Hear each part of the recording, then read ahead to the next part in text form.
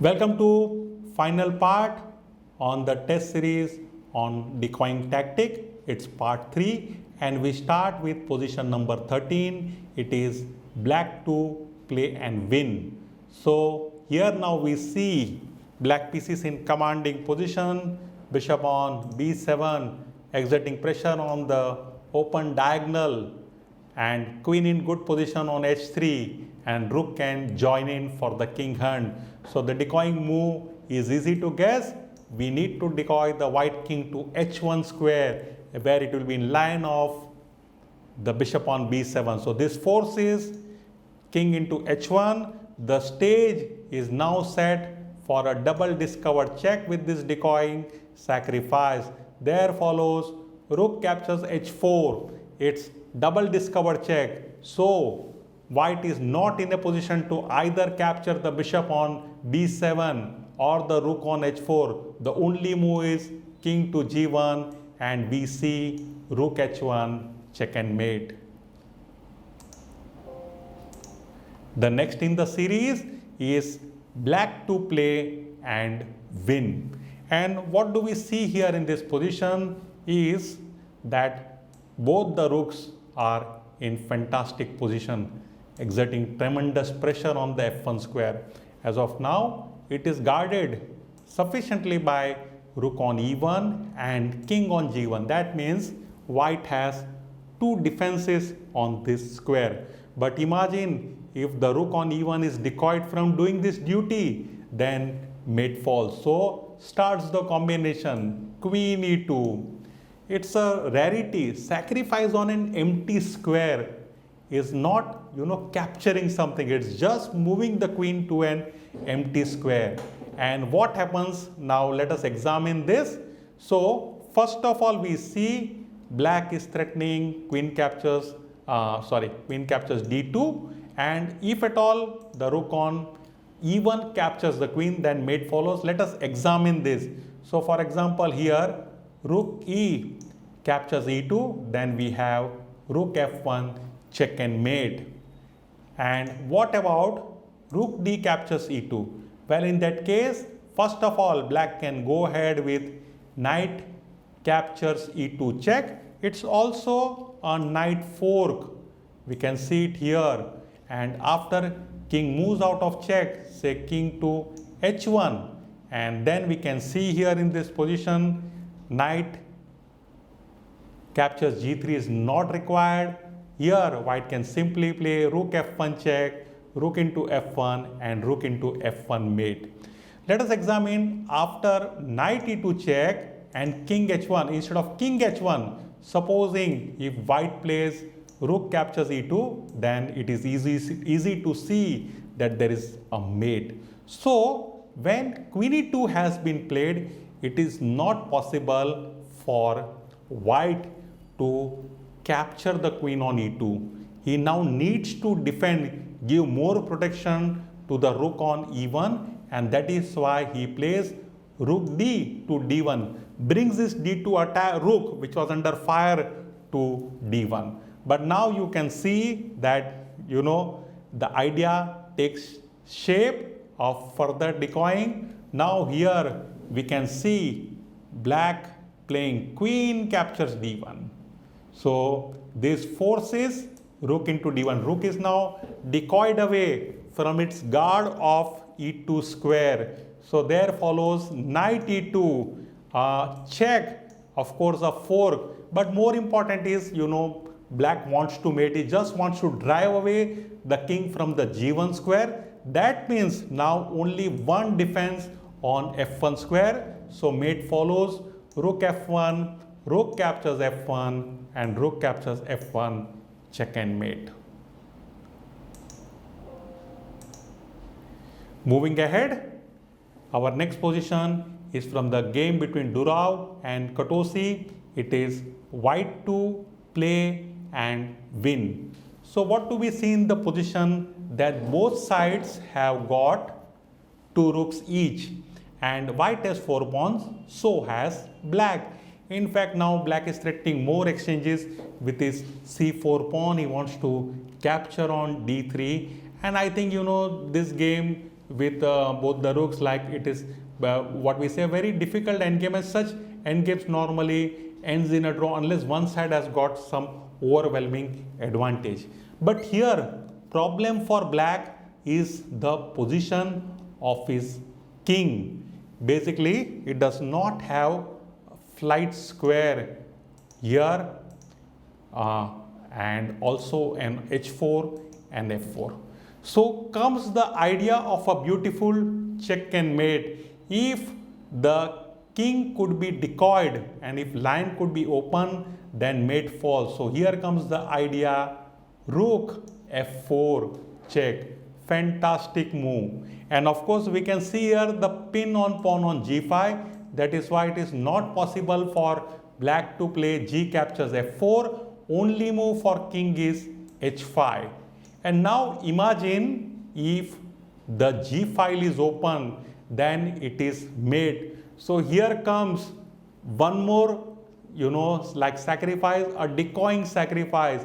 White had no hesitation in playing rook h4 check, and this forces capture with g into h4. The pawn is decoyed, the line is open for the rook on g file, and now we see mate coming. It's basically an Apollo mate, g3 check and mate. This is a very commonly occurring thing, and of course it's really beautiful. So I hope you have enjoyed this combination and have learned much from this tactic.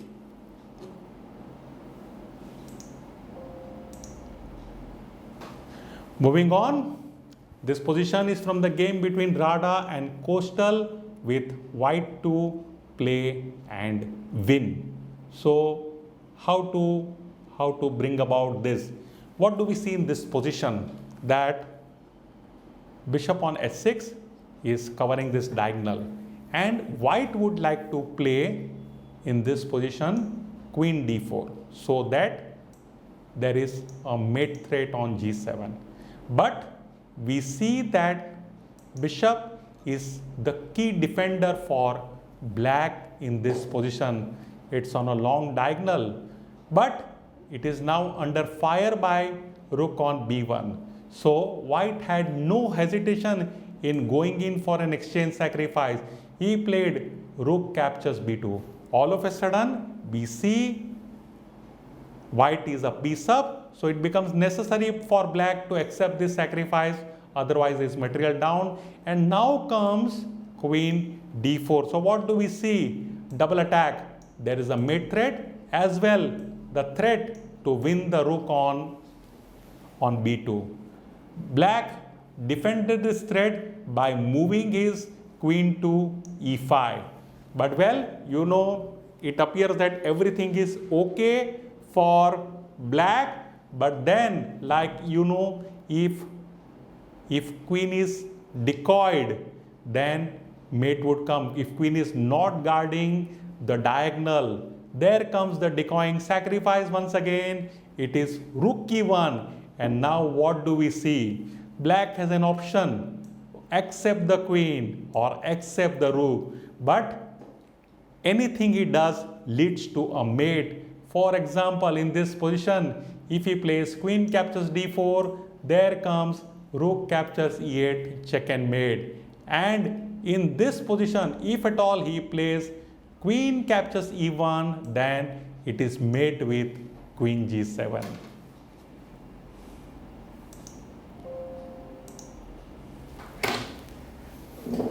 Moving on to number 17, it is black to play and win. This is from the game between Medler and Ullman. It is black to play. And now what do we see in this position here?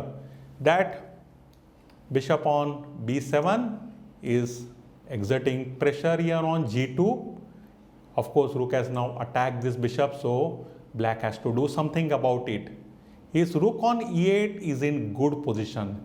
Imagine if this knight is not there on g3, then black can play queen captures g2 and check and mate. So this is where the decoying sacrifice comes. Black plays rook e1 check. This forces king h2. We have already seen knight f1 is not a possibility as it allows mate with queen into g2. So for rook e1 there is only one move, that is king to h2. And now something, some idea, a pattern which we had seen frequently in pin. Imagine if the king is brought and decoyed once again, like to a square where it comes in line of the bishop. So once again the decoying sacrifice, rook h1 check. This forces king into h1, and now what do we see? It is in line of bishop. Pawn on g2 is pinned. It's under absolute pin. So allows queen to invade with queen h3 check. No further defense. King to g1 only move, and checkmate is realized with queen captures g2 in this position. Nice little combination. The last in this series of part 3, it is white to play. It's from the game between Vince and Videla, played at Mendoza in 1955, with white to play and win. And what do we find in this position is that, like position of black king is very bad here in this position. How to realize this advantage? So here, first of all, like black goes in for, white goes in for decoying sacrifice with bishop captures c7 check. And now since king does not have any outlet on e8 because it is guarded by queen on h5, he also cannot move to d7 because of pawn on e6. There is only one move, and that is to play rook captures c7. Now, if like king can be decoyed to e8, then we can have a mate from rook b8, and we can see that pawn on e6 covers d7 as well f7. So the decoying sacrifice is queen. So two successive sacrifice. First of bishop decoying the rook from c8 to c7, and then now queen to e8, forcing the king from its current location on d8 to e8, so that now he has no defense. There follows rook b8 check. Only answer is rook c8 when mate follows with rook captures c8. I hope you have enjoyed this part of solving the decoying tactic, all part 3, 18 positions. In case you have not been able to get any solution, go back to the video, see it again, and then try solving it again. I conclude here, and I will be back with the next lecture in the series. Bye.